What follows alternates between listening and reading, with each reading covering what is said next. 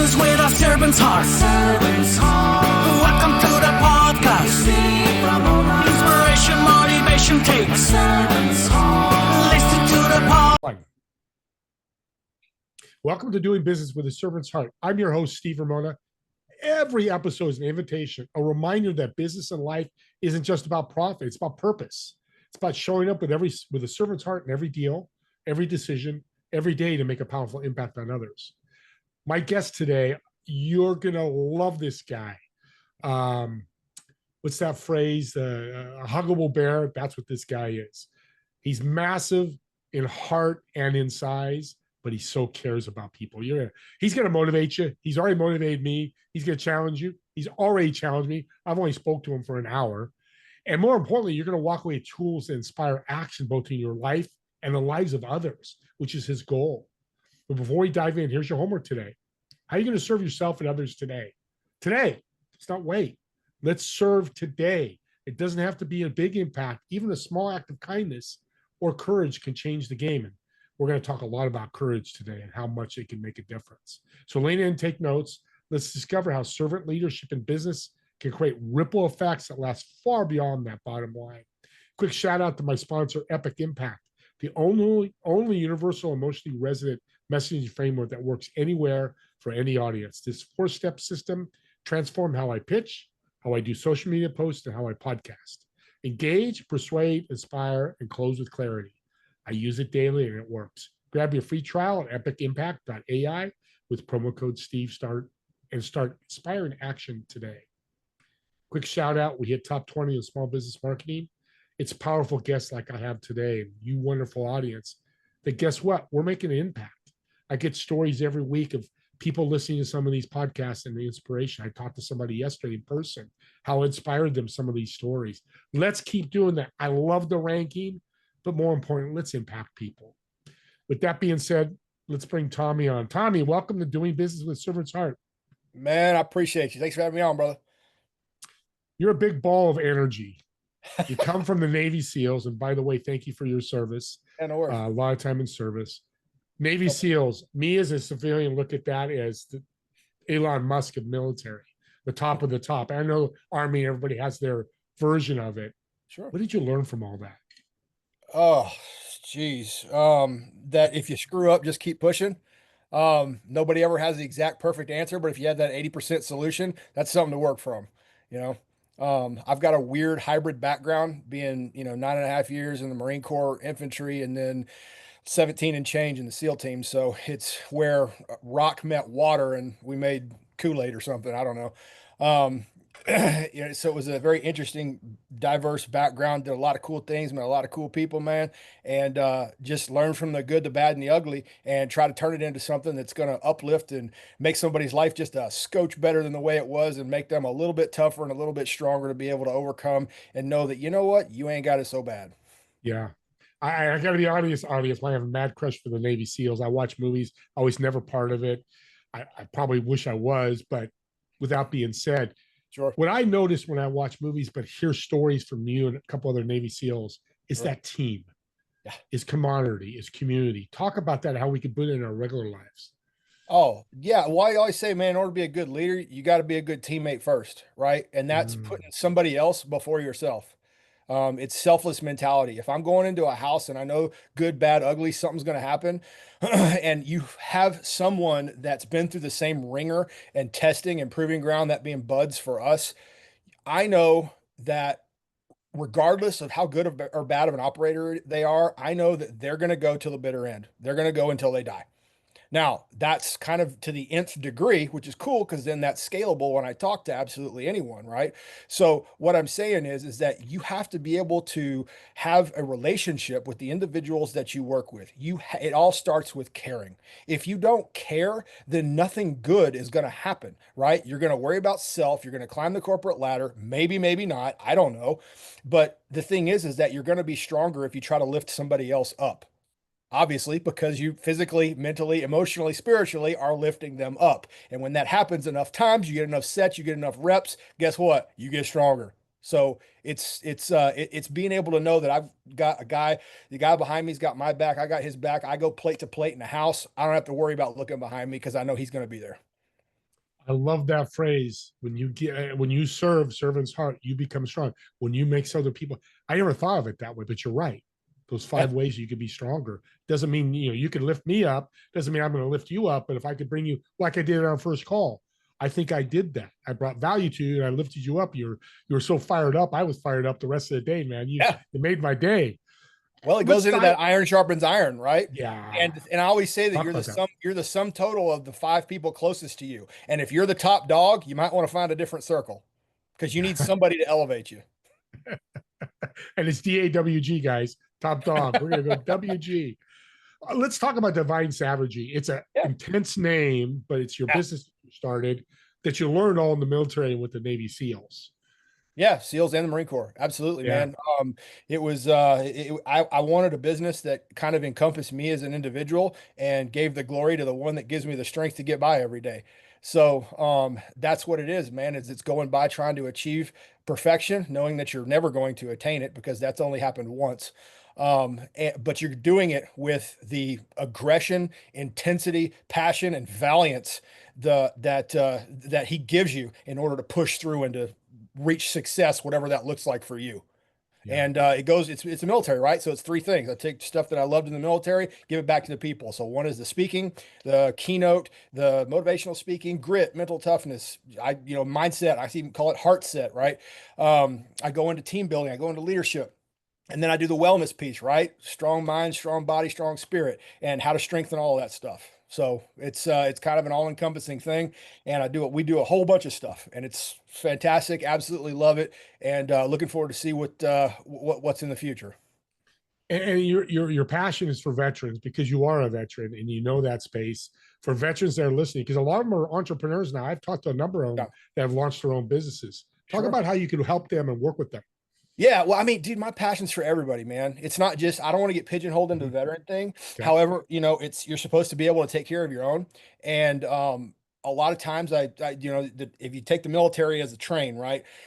When you get out, you get off the train keeps going. And a lot of people feel like it's lonely. But if you look around, you ain't the only one that stepped off the train, right? So there's other veterans, there's people that used to be in your unit. Hopefully they cared about you, and you guys built some good camaraderie, and you can reach out to them. So I like trying to help them out, lift them up. But dude, I do it with absolutely anybody. It doesn't matter. But yeah, the veteran population obviously near and dear to my heart because I don't want to see any of them get lost in the fray, and I want to see them do the good things that I know that they can do with everything that the fighting forces of this great country gave them. Translates to any business. If you're a plumber or a CEO Yeah. of a CPA company, you can do this. And I'm glad you said that. Because I know there's veterans that listen to this. I want to make sure there are and people out there because Sure. that's a space that could really use a lot of help Sure. and grow. And that's where you can help. Yeah, there's a whole bunch, man. There's a whole bunch of different things out there too. I mean, a quick Google search or Chat GPT, whatever, and you can find something local, even if it's just the VA or the Legion or something. There's vets literally everywhere, and if whatever it is that your MOS was or whatever your specialty was, there's people out there, man. Of course, you come to me, absolutely, but I'm just telling you is that you're not alone. There's people out there, and you've got greatness inside you. You just may not know it yet. Servant's heart right there. I love it. That's what we talk about. It doesn't have to be Tommy, but if it resonates with you, Tommy's the guy. Let's talk about this. I love asking this question, but coming from you, it's going to mean a lot to me. Let's go. What are the core values you see in a servant leader? Core values. Well, I got asked that several times, but I've talked about it with leadership and, a couple other podcasts before, but, it boils down to 3 things, man: strength, resilience, and humility. And that's to me, that's if you have those 3 things, and you can give that to someone else and you can think externally, internally, that's going to get you success, man. And that's going to get you the most joy. Yeah, that's so powerful. I knew you'd give me a great answer. I've been sitting on this question since I've talked to you last week. So there you go. Audience, that's a great answer. If that's glad I didn't disappoint. Goal. That's good. No pressure. No. And not everybody has to be a leader, audience. And we're not saying everybody. But no, like I said, you got to be a good teammate first. And the thing is that if you have a whole bunch of chiefs and no Indians, then it's chaos, right? Yep. So everybody has their place. If your place is to be one of those cats, dude, just do that. Be the best teammate you possibly can. You Yeah. got the rest of your life to figure it out. So values, one of the big ones in the military is resilience, and that's your superpower, which I totally agree, knowing you. But how can that translate to a plumber, to a lawyer, to a business coach, et Oh, cetera? sure. Yeah, man. It comes down to obstacles, right? There's going to be obstacles. There's going to be barriers. There's going to be things that get in the way, right? And the thing is it's all about the approach. How are you going to look at it? Are you going to look at it as a challenge? Or are you going to look at it as something to be feared or something to cause you stress or anxiety, right? How you look at something has everything to do with if you're going to succeed or not. If you look at the challenge and welcome it, I always tell people, man, is that we need folks that are going to run towards the gunfire. Now, do I mean absolute perfect real gunfire? I mean, why not, right? Hey, there's people in the military that do that. But what I'm saying is it's more of a figurative thing. Um, of being able to run towards challenges. And that's where that whole raise your horn thing comes from, right? That I tell everybody is it just, you have to say, oh, this challenge is coming. You know what? Instead of running from it, instead of worrying about it, because what does worry really get you? Absolutely nothing. Get you stressed out, get you all thinking bad thoughts and negativity. Nah, man. Instead, you already know it's coming. Every day it's a fight. Every day is, man. So why not just look at it and go, I got something for you. Come on. And the more you look at it like that, with every single challenge, it's just going to make you tougher. That's what resilience is. It's being able to take the hits and just keep on going. Rocky said it, right? Is life's going to beat you to your knees if you let it. But that's the thing is that it's what you believe as to how that outcome's going to look. If you believe you're going to get kicked in the teeth, guess what's going to happen? You're going to get kicked in the teeth. It's going to hurt, and then you're not going to want to keep fighting. Right? It's all fun and games till you get hit in the face in the first time in that fight. That was Mike Tyson thing, I think. But it's just, dude, it's so true. It's come even in a gunfight, right? It's all fun and games until somebody's shooting back at you. And once that happens, that's where you're going to find out what you're made of. But the thing is that you have to chase it. Go for it, right? Don't be afraid. Fear, false evidence appearing real, right? Plus, out of fear spawns courage. So if you're afraid, that's okay. I've been afraid tons of times, millions of times in my life. But you know what? I kept going. That's what courage is. And it comes in mental, physical, spiritual. It comes from all walks, man. You just have to be able to look at that challenge, welcome it, take it on as something that's just going to be a brick that's going to build the fortress that is going to be you. That's the mission statement of an entrepreneur, what you just said. If your entrepreneurs listening to this, take that, listen to that over again. Is it simple? No, he's not saying that. It's hard, but it gets easier and easier and easier. I'm sure your first year in the middle with the Navy SEALs was not as good as your last year, right? It was different. I mean, that was Different. a long daggum time, man. It was different. But the thing is, man, it's like, no, it doesn't get easier. You just get better. Better. Good word.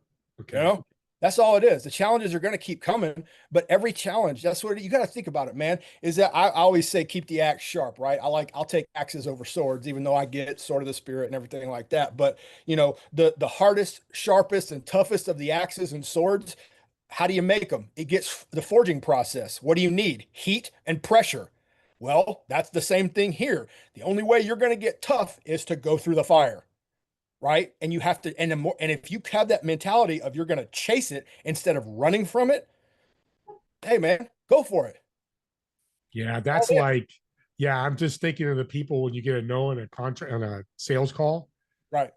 you could drop back and never make a call again or that day, or just jump right in and make your next call. Yeah. Let's just Guess make it what? better. People going to say no. It's okay. Right. It's okay to fail. It's not okay to be a failure. All right. The ladder of success, each rung to the ladder of success is a failure leading to success. You fail, you fail, you fail, you fail, you fail, boom, you make it. And guess Say what? that again. Go ahead. Say that again one more time. No, It's okay. the ladder, every rung on the ladder of success is a fail leading to a win. Okay. At the top Cool. is the win. You keep climbing. Right. Now go back to okay to fail, because I want to make sure they get this. It's okay to fail. It's okay to fail. It's not okay to be a failure. You're only a failure if you quit. Yeah. I had to write that down too. So that's why I wanted you to say it. But I want the audience to hear that. That's so powerful. It's a game changer. It's $1 million tip for a multi-billion-dollar CEO. How many times Yeah, do you think he wanted to quit or move on or walk away from something or they kept hide going. themselves? Keep going, keep Anybody at going. the top of any profession, usually you're gonna, well, you may find talent, yes. However, comma, you're also gonna find the ones that did the work and just wouldn't take no for an answer. They had Yeah. no's coming, but they didn't accept it. They just kept pushing. I got hit no. Dude, when they made the change that told me to make the swap, I'll never forget this, man. There's an admin officer in the Marine Corps. When I was trying to do an inter-service transfer, they're like, with your seniority and your rank and everything that you have he told me you have a better chance of counting the stars with your finger than making a swap from the Marine Corps over to the SEAL teams. And I looked at him and went, challenge accepted. Wow. It took 2 months straight of calling and emailing 3 times a day to Naval Special Warfare to tell them I wanted to go to Buds. Finally, I got a freaking email back that said, "Hey, I hear you're interested in Naval Special Warfare." And of course, out loud, audibly, I go, "You think?" So they said, "Here's the phone call. Here's what you do." I set up the package, and it took 2 years. It was a 2 year process from start to finish, from saying, "I want to do this," to going through all the medical, all the screenings, all the physical, screening tests, all the stuff, and all the paperwork to say that it was okay. And then the screener that there was only taking one person a year for inter-service transfer, one. Right. And it was going for the interviews and all this other crud. And it was putting all that stuff together and then sending it. Right? If I'd have said no at any part of that where there was massive amounts of barricades, I would have never made it. I wouldn't even made it to the quarter deck at Buds, man. It just would have been, that would have been cool. Uh, if you have a goal, find a goal, and then back plan, there's going to be milestones, then attack. And every milestone that you have is a spot for you to look around and readjust if you have to. Take a self-assessment. Am I going in the right direction? Is this what I know? Am I good to go to this next milestone? If yes, cool. If not, no big deal. Here's what we're going to do, adjust, and then you keep charging. That's it. It's so beautiful. It's amazing how the military and business cross over Oh so yeah. much. Battlefield to the boardroom. Yeah, that's right. And I'm not sure if I told you when we first met, I'd hire half my staff would be veterans. Yeah. You Because told me. everything they say, I just, you're proving that. Now, there's a lot to love about you. I'm Oh going to boy. say that right now. Oh But the boy. thing I love, because I'm a big wellness guy, is your wellness philosophy. Talk about that and how that's important for everybody. Well, I always look at things in Venn diagrams. One, because I'm stupid, but and they're easy and they only come in threes because that's the military, right? But wellness is mind, body, spirit, and they're three different circles. And if one of those circles is too small, the rest of them are going to become small too. If you make one too big, the other ones then will be overpowered. But what you want to do is to try to have them all equal sized. And that's kind of like the wellness Venn diagram. And then, me going into the strength piece, there's another Venn diagram within, the body part, and that's sleep, nutrition, and exercise. And all of those have to be on point if you're going to be the optimal version of yourself, whatever that's going to look like. That's powerful. I mean, that's a great image. Why is wellness so important to you? Because it's life, because it has to deal with every human on the planet. Every human on the planet can relate and needs to relate in some way, shape, or form. Because look at it like this, man. Nobody is going to take care of you like you. And if you don't know you, how are you going to make anybody else better? Yeah. Yeah. So you have the responsibility to understand how your body works. The good Lord gave it to us, and you have the responsibility to understand how to fix it. Not guesswork in a white coat, not D is for diploma and doctor. You have to be able to fix yourself. You have the capability and the capacity. All you have to do is just go talk to the people and find the right people that are going to lead you in the right direction. And it's just, honestly, that's a lifelong process in and of itself, man, is to find it. Nobody gets it right, right? Science is always changing. So it's just one of those things where it's, all right, well, what do we know? And how can I make it better? All right, cool. That's it. And it's don't ever accept mediocrity and don't accept this is the way things are. Everything that you do, it's a way, not the way. There's only one way, truth, and the life, and we have that. But everything else, it's guesswork, man. But the Yeah. thing is that what we do know, take it upon yourself to get you better for others. Yeah, it's so important. If you're not healthy, you can't help other people. That's right. It's an easy equation. 1 + 1 is 2. Get to living or Absolutely. get to dying. Yeah. So I know. I'm going to ask you a very tough question. Well, it's not a Oh tough no, question, but a very, hit me. because you're so big in wellness. Like I was telling you, I was part of health clubs for many years. And Yeah, it's buddy. coming to the end here. Obesity, it's rampant in our country. Yeah. What would be your solution? You had a dream world, you were king and president and everything else. Oh man, dude, it start with the food we eat, right? All the regulated type of stuff. You go overseas, man. I got food allergies coming back from Iraq in 2005. Came back with some weird stuff going on inside, and that translated into food allergies here in America. If I go overseas and eat there, I can eat the stuff that I'm allergic to here. It's all the pesticides, it's all the GMO, it's all the regulations, it's all the everybody listening to all the other people that are, talking about don't eat meat and don't eat eggs and all this other junk. Like, dude, read the Bible. It's all there. It's laid out what we're supposed to eat. It's laid out how we're supposed to eat. Like, daggone, man. And the thing is that if people, I would have people, the problem is greed, money, right? That's what people are so concerned about. They're consumed by money, and money is their master. If you stop thinking about that and start thinking about the people, you're gonna have less problems, right? And then obesity is because mental illness is allowed to run rampant. Instead of teaching good values and people taking responsibility for their own actions, dude, like you can't even now you could say the food didn't make you fat, right? Like you made you fat. Oh, I got a thyroid problem. Your thyroid problem did not make you a food blister, right? Spoons did not make you fat. You made you fat. Yeah. And most people that do, they have some kind of trauma. You see my 500-pound life or 1,200-pound life or whatever it is, man. You look at all those types of shows, and the first thing you think of is go, all right, where was the trauma?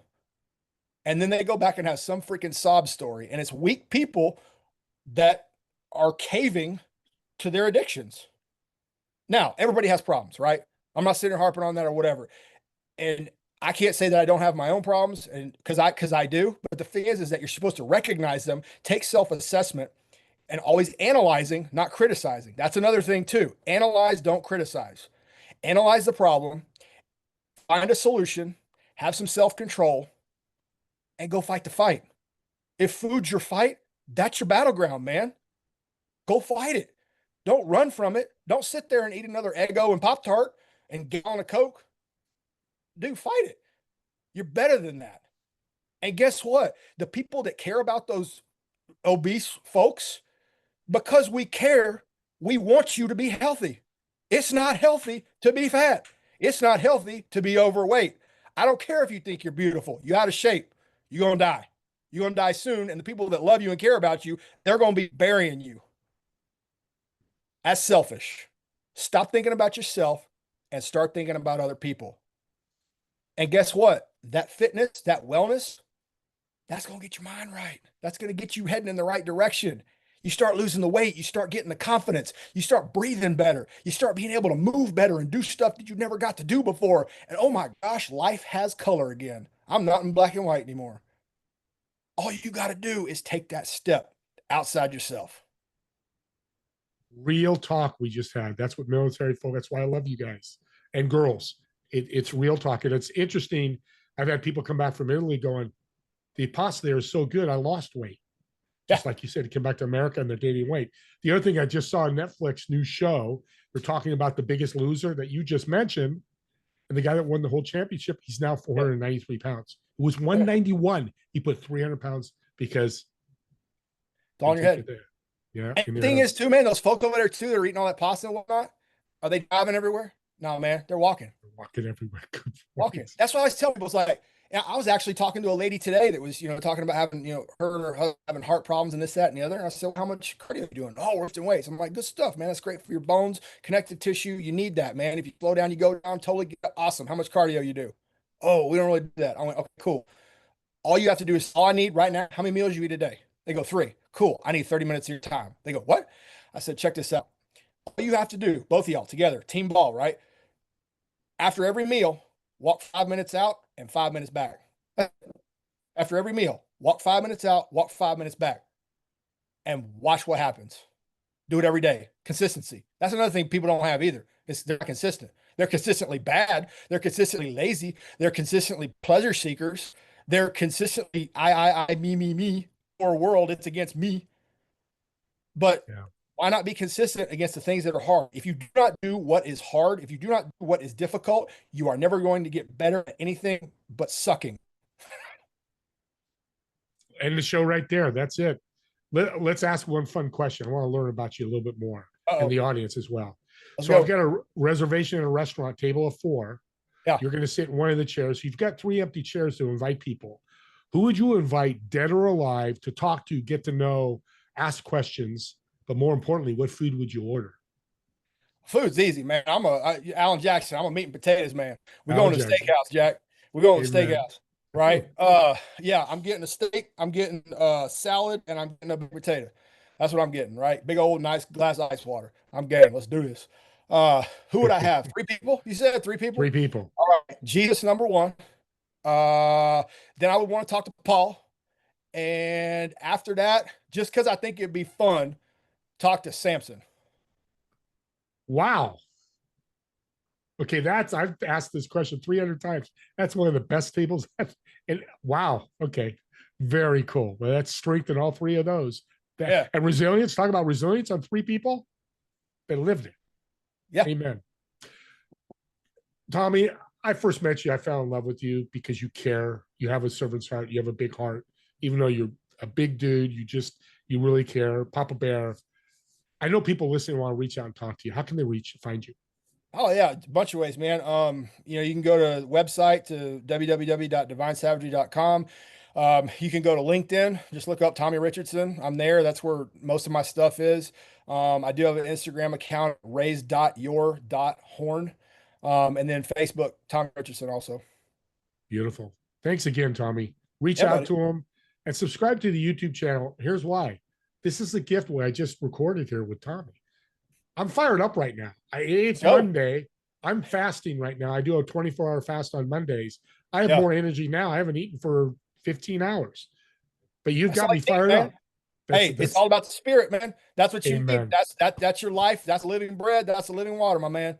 So, you get fired up, you get pumped up. It's Monday morning. Dude, all Monday morning that's a starting line. That's it. And the weekend, shoot, that isn't a place to stop. That's just checkpoint.